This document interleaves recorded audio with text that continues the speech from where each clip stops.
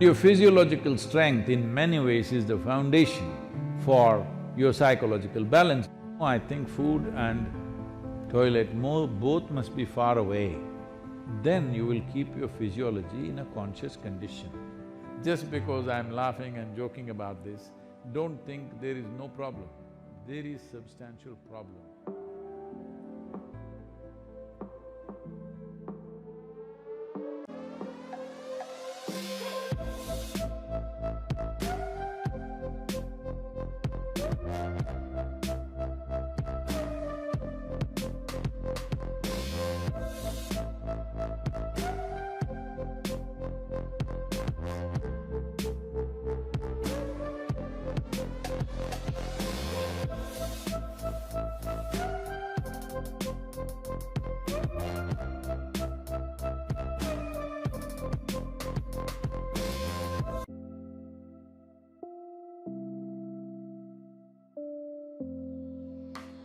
Sadhguru, during the lockdown, we have gained a lot of weight from overeating and no physical activity. Can you offer us some simple weight loss tips, please? I was in Chennai a few years ago and I was talking to some of the business community in Chennai.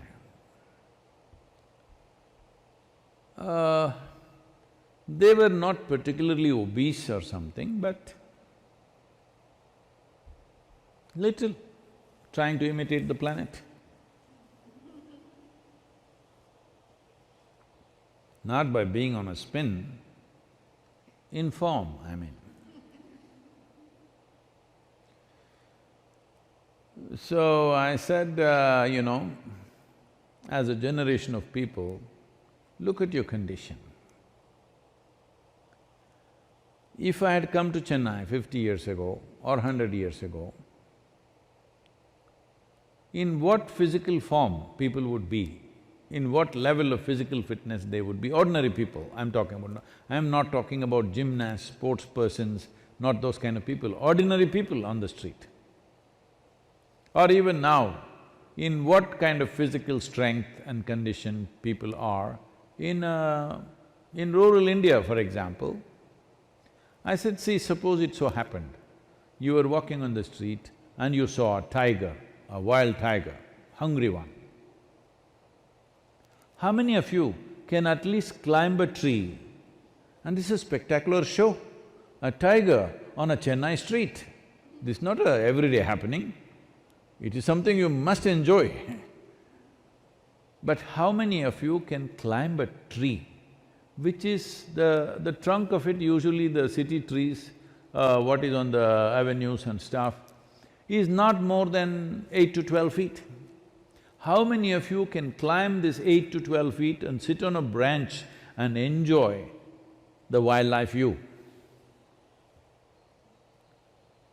No. Only those guys who are doing the menial jobs, the guy who is sweeping the street, maybe he will go sit on the tree and watch how wonderful a breakfast you are. Why have we become like this? It's not that tiger is where is the tiger going to come? That's not the point. Why are you in this condition that you cannot do anything physically anymore? All you can go to office and come back. Those things are also necessary in today's world, but is it not important that you're in some way physically competent? Physical competence is a reflection of your physiological strength. And your physiological strength in many ways is the foundation for your psychological balance. It is no more in question. Your physiological strength is the foundation for your psychological balance in many ways. We've always been saying this, the yogic sciences, but people have been laughing at it because everything is keyhole. People say brain is a separate study. That's why yesterday I confessed with all the neuro experts, see, I don't have a brain. At least most of the time it's not working. I keep it off. There is enough from the tips of my hair to my toes. There are enough cells with enough memory and intelligence, they will do my life. I have disciplined them nicely. They will do my life the way I want. Because a large part of day-to-day work and day-to-day functioning is just a repeat work. All you need is a clerk. You don't need a super brilliant person to do all these things. So I've trained them and they do their work. I don't have to think how to eat, how to sit, how to stand, how to breathe, nonsense. It just happens by itself because a very stable and effervescent physiological condition is very, very important to have a certain level of psychological freedom. Otherwise, every little thing you do, you have to think. Once you think, inevitably you're confused about every damn thing that you do. Now, you're talking about because of virus you ate too much. This is not because of virus you're eating too much. This is a kind of a compensatory activity that, you will see this in the cinema theaters and everything. If you have nothing to do, never before in the history of humanity was food simply available like this all the time. It's a wrong thing that everywhere you walk there is food. It should not be. I see some of the corporations in America are organizing like this. Food and toilet should always be within whatever 50 feet or 100 feet, something they've fixed, 50 feet I think. Within 50 feet of wherever you are, there must always be food, and that food is usually 1 month old, of course, and there is a toilet. No, I think food and toilet both must be far away. Then you will keep your physiology in a conscious condition. Everywhere there is toilet, it's not good because body has certain resilience. You wanting to run to the toilet is not just physiological, sometimes it may be when the body, at some time it is disturbed, at that time it may be. Otherwise, in normal conditions, it is more a psychological condition than a physiological condition.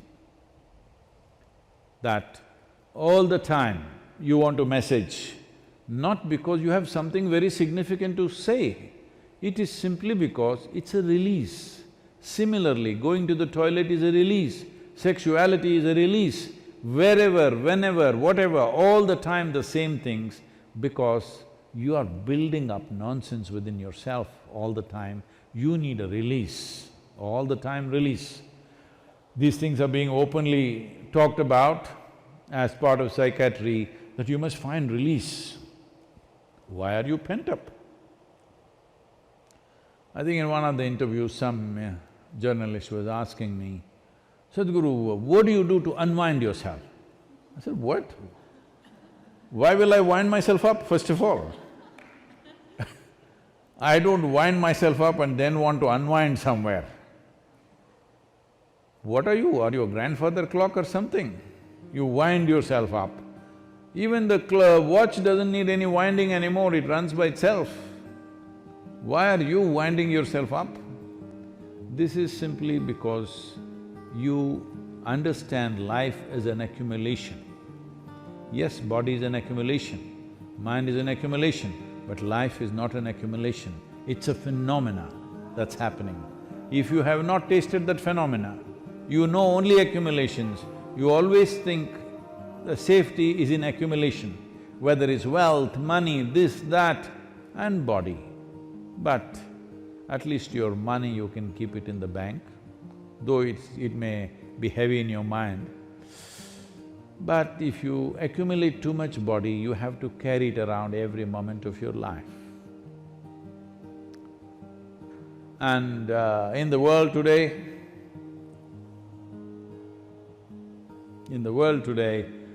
30% of the population is malnourished. And around the same percentage of people are obese, overweight. See, you can fix it. The world's problems of malnourishment, you can fix it.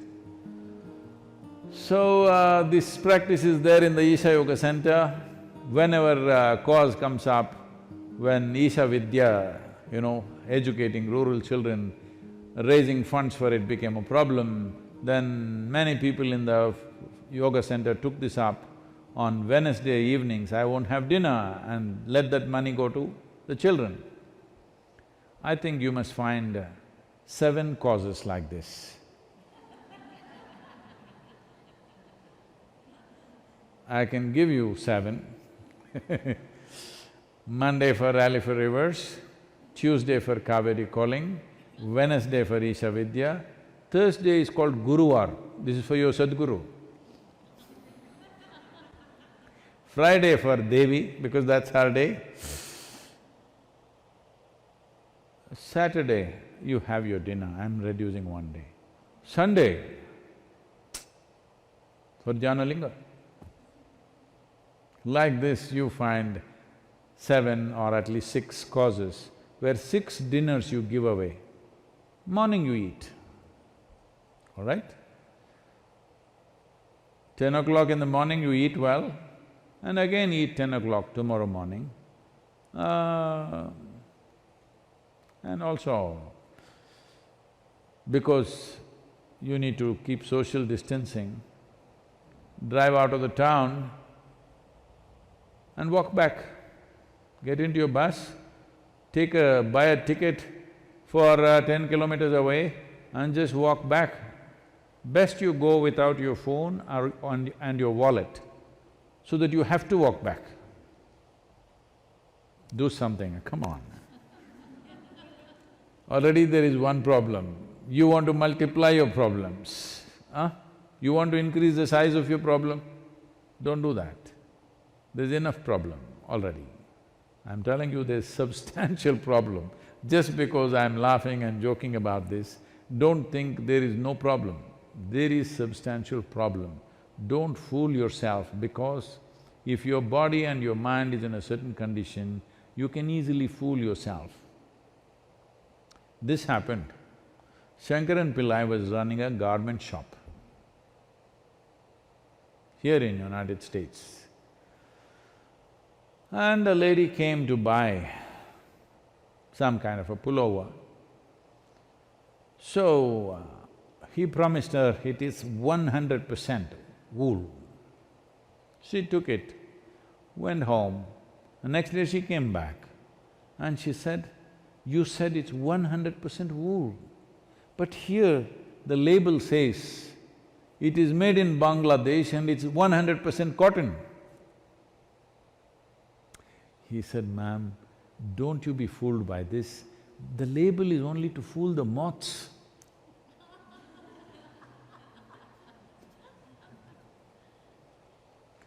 Like this, there are so many labels all over the world, don't go by that. This is a simple experiment you must do, all of you who are sitting now on the floor, when you get up, you must use only 2 limbs to stand up. All of you, in your life you must keep this up, however old you are. This is a simple test for you. You sit down cross-legged, and when you want to stand up, you use only 2 limbs. That means you don't do 4-wheel drive. Just get up with your legs. This much fitness at least you must manage. If you can't climb a tree, there are not enough tigers to, for them to roam in your city. If you can't climb a tree, it's okay, but at least you must be able to stand up. This much fitness you must maintain. Please do that for yourself.